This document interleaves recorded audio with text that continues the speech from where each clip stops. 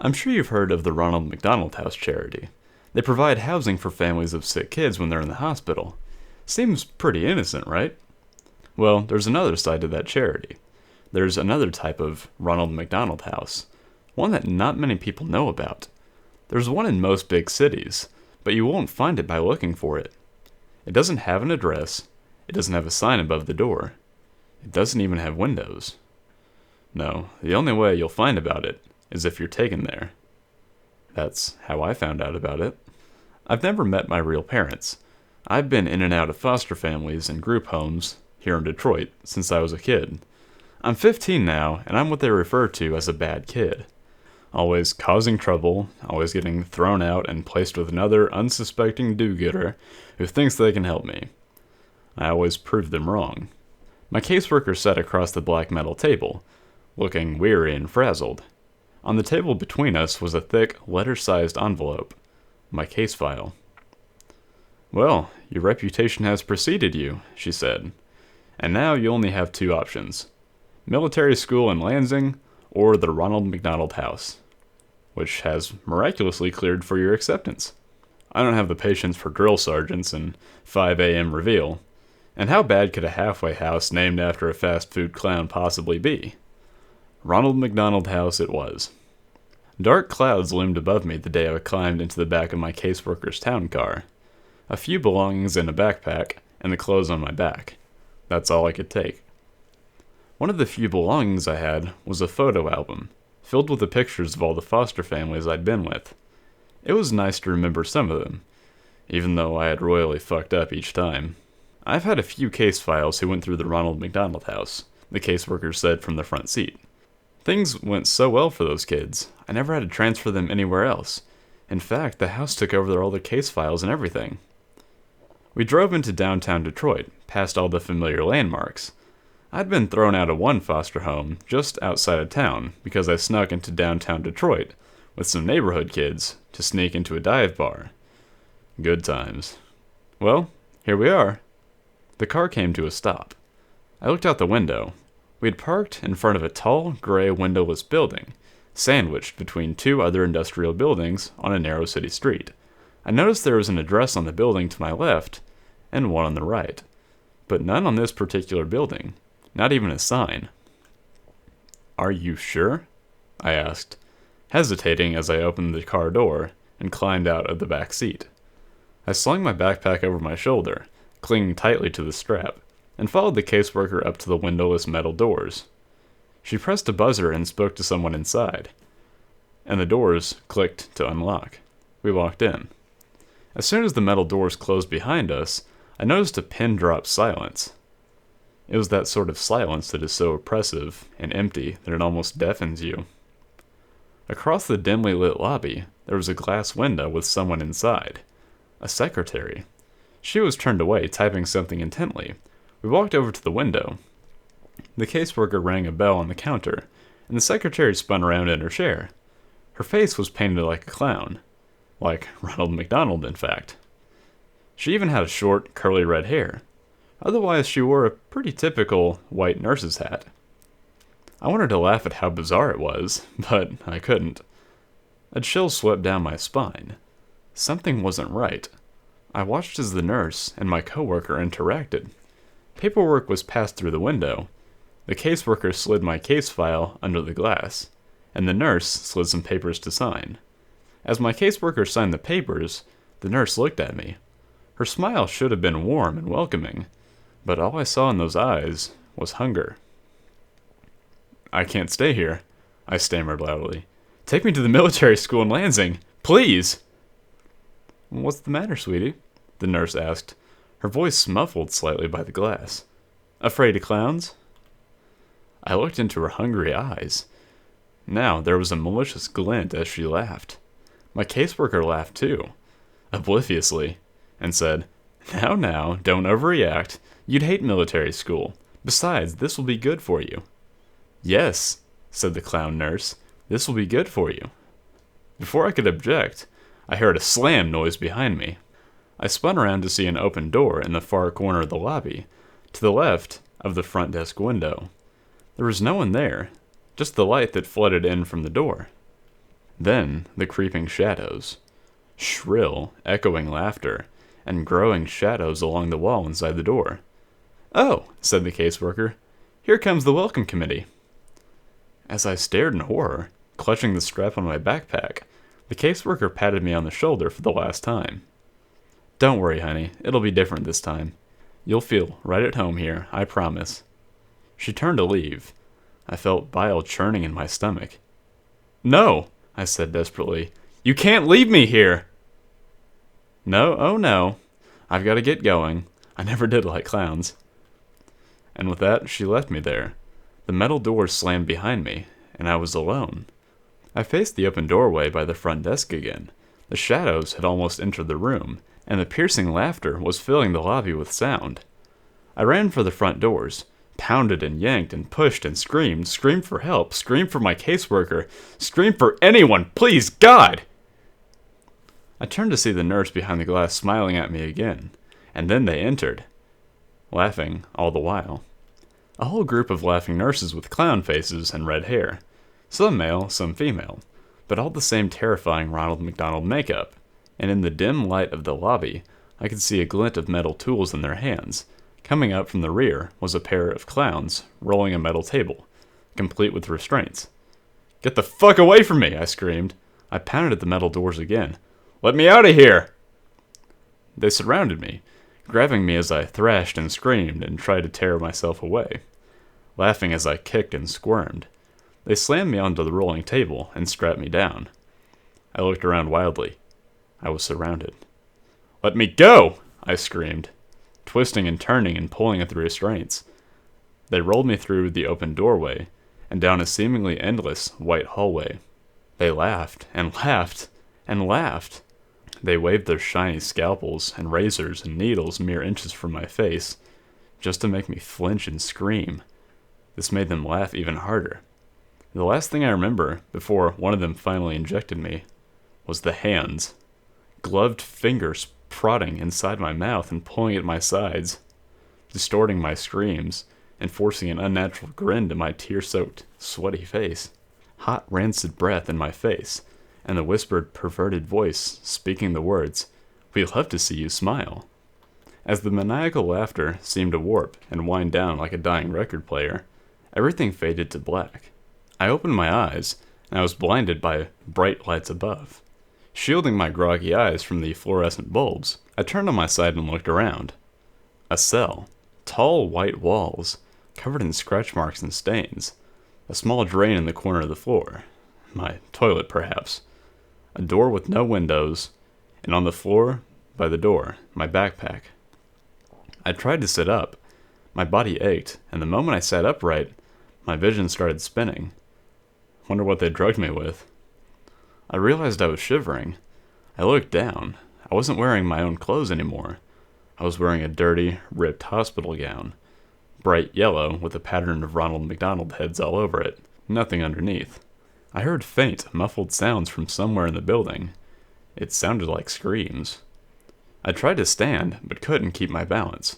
My vision was beginning to stabilize, but my body still felt like rubber. I sank to my knees and crawled over to the backpack. Before I got there, I tried to open the door. As expected, it was locked. I slumped into the floor beside my backpack and unzipped it. All that remained inside was my photo album. They had taken out my notebooks and pens and my cell phone. Of course they did. I warily opened my photo album, but instead of the photos that had been in there, photos of myself with previous foster families. Photos where I had attempted to look happy and hopeful, even though I knew I wouldn't be there for long. Instead of these photos, they were like crime scene photos, and in each one, I recognized each one of my former foster families, brutally murdered and covered in blood. My heart raced and my stomach churned. I began to turn the pages quicker. Each page a new photo, a new family, new carnage. I recognized their faces and the inside of their homes. I had lived with each of these people, and now they were all dead. I came to the last few pages. A photo of a house at night, and then a window of that house. Then inside of that house, a dark hallway with light coming from one doorway. Then a photo of my caseworker brushing her teeth at the bathroom window. Then a photo of her looking in the camera in horror. Then a photo of the caseworker naked, covered in her own blood, contorted into an unnatural position in her bathtub. I turned to the last page. Written inside on the back cover of the photo album were 3 words. You never existed. I felt bile rising in my stomach. I threw the book onto the ground and crawled over to the hole in the floor. And I vomited. They were right. Having killed everyone who ever knew me, it was like I never existed. I heard more faint screaming in the distance. I knew I had to get out. I wiped the vomit off my face with a hospital gown and crawled back over to my backpack. Hopefully they hadn't found my secret weapon. I unzipped the front pocket and reached down into the very bottom, my fingers scraping the fabric. Sure enough, there they were, flush with the seams in the bag, nearly undetectable, the pins I used for picking locks. I told you I'm a bad kid. I leaned against the door and listened. I could hear footsteps approaching, but just as soon as they had come, they faded in the other direction. I knew I just had to get out. I knew I had to work fast. I jiggled the handle with one hand and picked the lock with the other. It was surprisingly simple. Holding the handle, I pulled myself to my feet. I can maintain my balance now. I pulled the door open just a crack. A clown nurse had darted past. My heart almost stopped, but his footsteps didn't slow or change, and soon faded. He didn't notice me. I poked my head out the door, seemingly endless white hallways in either direction. The distant screams were louder now, coming from all around. Taking a deep breath, I stepped out into the hallway and closed the door behind me. I decided to go to the right. Passing doors, identical to the door I had been behind, I heard the screams and sobbing coming from one behind each one. I stopped for a moment at one door. I heard the crying of a child inside. I jiggled the handle to see if I could let him out. Locked. I kept moving, looking behind me every few seconds to make sure that no nurses had come into the hallway. Then I passed a set of white double doors. I stopped for a minute. The word "play place" was written in tall, thin letters across the width of both doors. I heard more screaming coming from within, the screams of multiple people, and laughter. The insane, shrill laughter of the clown nurses. I shuddered. I was afraid to find out what sort of torture was happening inside, and I knew I had to keep moving. I saw a door ahead with a stairway symbol. I headed for it. As I opened the door, I glanced behind me and saw 2 clown nurses emerging from the play place room. Their white nurse outfits were covered in streaks of blood. I quickly shut myself into the stairwell, hoping they hadn't noticed me. The stairwell was dimly lit, the cement walls and rusty railings. I looked behind at the door I had just closed. There was a red number 5 on the door, so I must be on the 5th floor. I decided I had to get to the ground level. Each footstep echoed as I began to descend the stairs. I couldn't hear the screaming anymore, just a low, deep humming sound, like pipes in the walls. It was a welcome respite. I finally came to the door numbered 1. The staircase seemed to descend a few floors lower, but I stopped here and peeked through the door. More white hallways. No clown nurses to be seen. So far, so good. I stepped through the door and walked into the hallway. I noticed I couldn't hear any screaming on this floor, just the buzz of the fluorescent lights above. I came to the end of the hallway, and another set of double doors. A large red cross, the kind you'd seen on a lifeguard stand or a first aid kit, was painted across the width of the doors.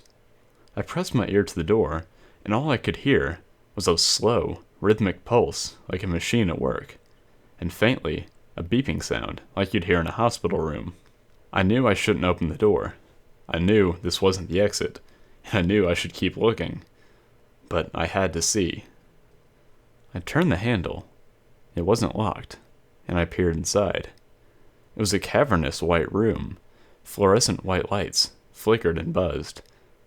I saw wires hanging all around, and hanging from the ceiling, in rows, kids in hospital gowns like mine, attached to white wooden crosses affixed to the ceiling, literally crucified. They were silent. their heads drooping forward, and their eyes either crossed or staring at nothing. Some seemed to twitch a bit, but most of them were still. Their crosses swung back and forth very slightly. And the hanging wires, they weren't wires. They were intravenous tubes attached to the kids' wrists, tubes sucking out their blood. I almost vomited again, right then and there. In the very center of the room, amidst the rows of the hanging crosses, I could see where the rhythmic pulsing sound came from. A huge steel cylinder, which seemed to be collecting the blood from all the tangled tubes that dangled from the kids' wrists. I opened my mouth to scream, to cry in anger. All I could say was, "What the fuck?" That's when the alarms began to sound. Loud, piercing, like the police sirens of hell. They must have realized I was missing. I shut the doors and frantically glanced out the hallway to see if anyone was coming. No signs yet. I ran for the stairwell. As soon as I entered the stairwell, I heard laughter from above, echoing and reverberating throughout the stairwell. The clown nurses were coming. I stumbled down the stairs as fast as I could. I must have gone another 3 stories before I reached the basement. I found myself running through a dark, sewer-like hallway with small light bulbs overhead. Every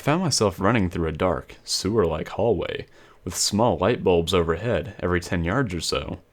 The smell of decay and rotting flesh grew more and more pungent as I ran. The laughter continued behind me. I managed to glance behind me to see a group of them running after me. I saw them come to a light, and then become silhouettes again. Their smiling faces and gleaming knives and needles pushed my adrenaline to the max. I ran past alcoves full of stacked, rotting corpses, but I couldn't stop. I couldn't think of anything but escape. I turned a corner and found myself facing the metal rungs of a ladder on the wall. I climbed until my head smacked into the ceiling. Below me, the shadows and laughter grew closer. The footsteps slowed. They were close, and they knew it. I pushed at the ceiling above me, heaving upward and panting and screaming. The clowns were below me, laughing and waving their scalpels. Something cut my leg. I screamed and pushed one last time. The ceiling gave way to a manhole cover, slammed into asphalt above. A circular opening. I climbed out and frantically pushed the manhole cover back over the hole, blocking out the laughter of the clown nurses below. I laid there, on top of the manhole cover, for a few minutes, as I caught my breath. Rain fell onto my skin. The turbulent night sky above was a welcome sight. I looked around.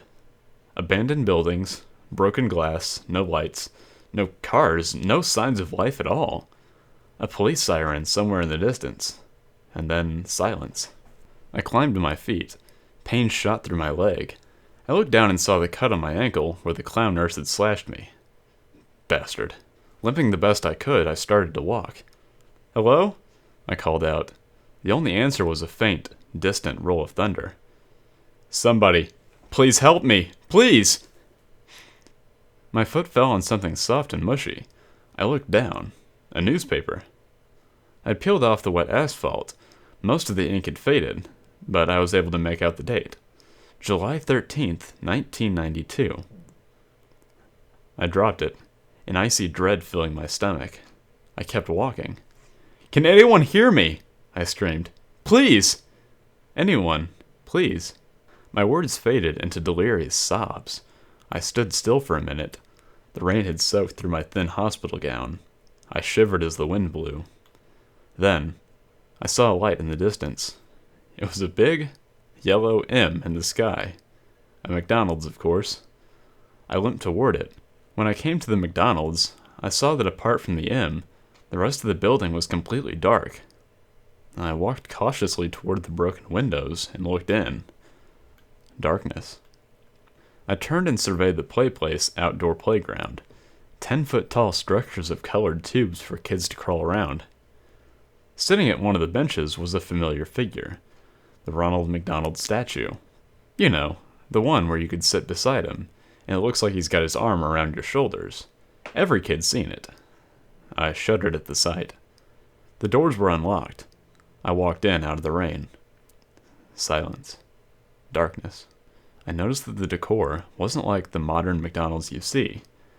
It was still the same as it was in the 80s, with white plastic booths and red and yellow tiles. The wind seemed to whisper throughout the broken windows. I noticed something on the front counter, a black rectangle. I got closer to it. It was a laptop. A nearly new laptop. I let out a soft, delirious laugh. I knew what I was supposed to do. So I took the laptop outside and sat beside the Ronald statue. I opened the laptop and began to type out this story. The rain is falling on the keys, but I don't care. There's nothing left to do but wait, because I've been noticing, out of the corner of my eye, Ronald is trying to look over my shoulder. He's laughing now. All I can do is join him.